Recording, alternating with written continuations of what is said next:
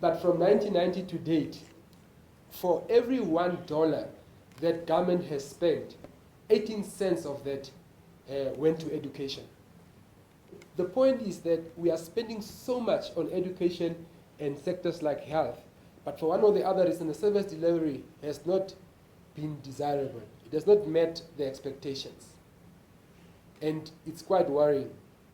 Hay predicts that education will once again receive the biggest chunk, but advises that Namibia sets the target this time around. But what we want to see is direction with regard to education spending. We need to have targets. We need to understand what is it that we want to see. There's no way we're spending the sort of appropriation on education and at the same time we're putting out around 30,000 plus young people onto the streets. There need to be some level of accountability on this sort of spending.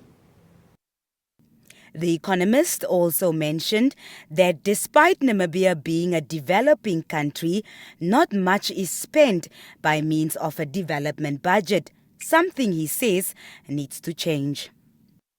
We need to get to a percentage of the budget that should be allocated to the development projects.